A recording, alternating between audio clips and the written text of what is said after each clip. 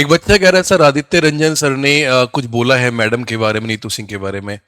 तो भाई पहले तो मैं आप लोगों को ये बता देता हूँ कि सबसे बड़ी बात कमी आप लोगों में है। मेरे दोस्तों, आप स्टूडेंट्स हो, आप अपनी पढ़ाई पे ध्यान दो, ना कि इस सारी भसड़ में कि कौन किसके साथ लड़ रहा है। रही बात अब आदित्य रंजन सर की, तो सबसे पहले मैं उनकी वीडियो आप लोगों को दिखाता हूँ।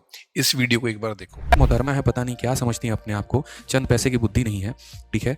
कह रही हैं कि कुत्तों को मोटिवेशन चाहिए होता है। बताओ, यहाँ पे रोज तुम लोग मोटिवेशन के लिए कुत्तों की तरह आ जाते हो और उसके बाद मोटिवेशन लेते हो। मोटिवेशन लेनी है तो माँ बाप से लो। मतलब क्या प्रैक्टिकली, मतलब आप बच्चे को क्या कह रहे हो समझ में भी आता है। भाई साहब, एक पागल औरत है, पता नहीं क्या है, ठीक है। ये कहती हैं कि आज तक इनका पढ़ाया कोई बच्चा सिलेक्टेड नहीं हुआ। इतनी सेंस है, have a common sense, just watch the interview. I have taken all India rank 11 interview. Do you have any sense whom you are talking about? Do you have any sense literally कि बच्चे पढ़ते वहीं पर हैं जहां पर selection होता है। आज मेरे स्टूडेंट भारत में हर इंस्टीट्यूट में, हर जगह पर, कोई थाने में बैठा है, कोई किसी दफ्तर में बैठा है और पढ़ रहा है। आप कहना है कि मोहतरमा जिसको बुद्धि नहीं है, बेटा बुद्धि नहीं है तो यही किताब चपका के आपने कहा था ना कि ये किताब पढ़ो 50 में पचाएगा। कौन लिखा है? वही मोहतरमा लिखी है जिसकी बुद्धि नहीं है ना। वीडियो देखने के बाद आपको क्या लगा होगा कि ये व्यक्ति जो आदित्य रंजन सर है, ये आए और इन्होंने उनके बारे में बदतमीजी बोली। मेरे बच्चे एक बात बताइए, नीतू सिंह मैम और आदित्य रंजन सर की एज में कितना फर्क है? मैं नीतू सिंह मैम के साथ भी पढ़ा चुका हूं, मैं आदित्य रंजन सर को भी जानता हूं, मैं राकेश यादव सर का बहुत अच्छा दोस्त भी हूं और मैं लगभग सभी को जानता हूं।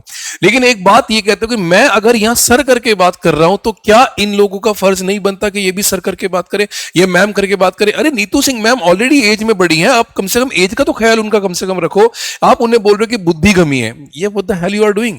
और आप क्या कहना चाह रहे हो? और रही बात, अगर मेरे भाई इस प्रोटेस्ट में ये हुआ है कि नीतू सिंह मैम या राकेश यादव सर या अभिनय सर अगर चले भी गए उस प्रोटेस्ट में, तो आपको दुख इस बात का है कि भाई मैं क्यों नहीं गया, मैं मेरा चेहरा सामने क्यों नहीं आया? अरे दोस्त, ये बात तो सभी जानते हैं कि इस पूरे प्रोटेस्ट में सारा का सारा खेल रीलबाजी का हुआ है। सबने रील बनाई है, दबके रील बनाई है, सबके एडिटर गए थे, सबके कैमरामैन गए थे, सब फोकस करके एक ही चीज पे रील बनाओ रील बनाओ।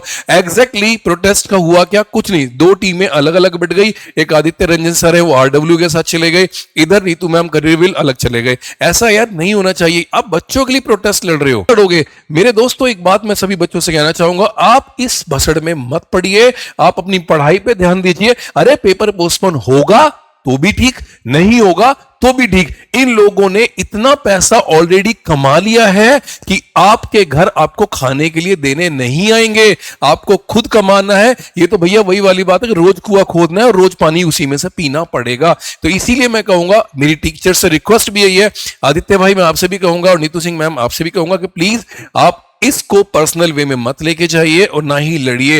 रही बात रील की, तो अगर आपको रील बनानी है तो आप आपस में बनाइए, कोई इशू नहीं है, लेकिन बच्चों के भविष्य के साथ मत खिलवाड़ कीजिए, क्योंकि वो यूट्यूब पर देखने आते हैं अपनी क्लासेस, और सबसे बड़ी बात देखने को उन्हें मिलता है आप लोगों की लड़ाइयां।